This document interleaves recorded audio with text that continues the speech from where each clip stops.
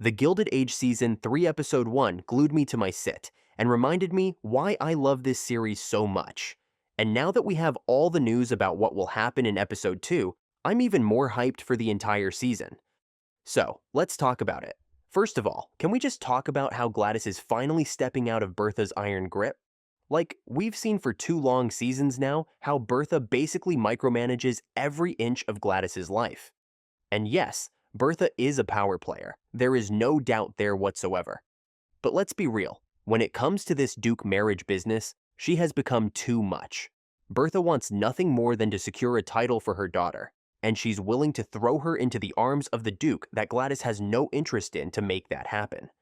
I mean, she made us all question, is Gladys just some pawn in a chess game? And what makes it worse is that Gladys actually opens up for once and admits that she's in love with Billy Clark, who, okay, may not be a royal or a Vanderbilt or whatever, but he's kind, sincere, and he clearly adores her. Bertha doesn't even blink though. She shuts that love story down instantly and doubles down on her plan with the Duke. So Gladys, who is known for her sweet nature, does the unthinkable. She disappears into the night. I mean, if this is not a scandal, I don't know what is. Now, of course, we know this escape won't last. Her father George will step in, likely to protect the family name and bring her home. But when that happens, Bertha and George will hit a breaking point.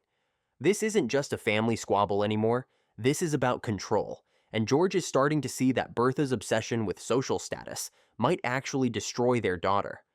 We already know from early press that divorce will be a major theme this season. And yep, that's where this is heading. George will threaten Bertha with divorce if she keeps pushing Gladys too far.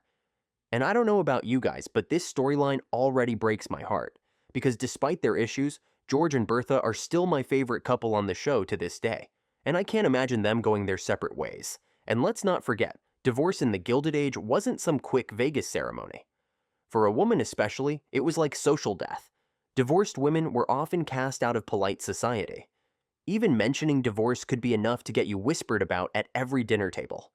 So for Bertha, who's climbed tooth and nail to sit among the elite, the idea of divorce isn't just painful, it's also dangerous.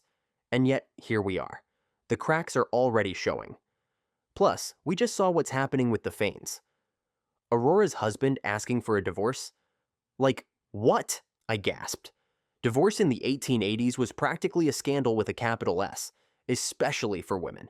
If a woman was divorced back then, she could lose her social circle, her reputation, her financial support, everything. Julian Fellows even described it as a dangerous thing to expose yourself to, public scrutiny, and expect to survive, especially as a woman. And Aurora? She's about to be tossed into that fire. I have this feeling that her husband might be gay, which would add another layer of complexity and taboo to this already bold plotline. But still, it's gut-wrenching to see him cut her off like that. She'll probably reach out for support and find that no one's really there for her, except for Marian. Marian will be the one to help her find a new path, probably by encouraging her to find respectable work, something almost unheard of for a woman of Aurora's class. It's going to be tough, but it's also the start of her real freedom. So, yeah, my heart is totally with Aurora right now. Speaking of Marian, let's check in on Marian and Larry, because those two are seriously adorable, even if they're moving through their romance like they're walking through a minefield. Marian's been burned twice by engagements, so it makes total sense that she's not trying to rush into anything. And Larry? He looks like he's about 2 seconds away from proposing, but he's also clearly trying to respect her pace. And let's be real, the 1880s were brutal when it came to women's reputations. Julian himself said, "In this season, we say quite a lot about being married in the 1880s, and on the limits of your behavior, and also why you have to see it as a lifelong commitment. Because if it wasn't, it was going to be nothing but trouble. This basically means that one wrong move, and you're done socially. And don't even get me started on how Bertha will react when she finds out her son is in love with Marian, who, let's be honest, might have the right family tree, but doesn't have the money to back it up. You know Bertha is going to lose her mind. She's already cracking under the pressure of Gladys's rebellion, so Marian showing up in Larry's life might just push her over the edge.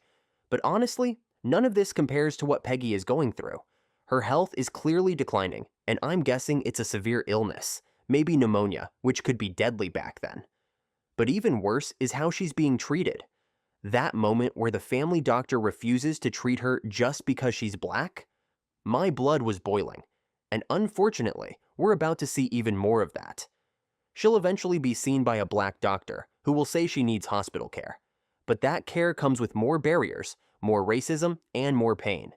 This storyline is going to be hard to watch, but it's so important.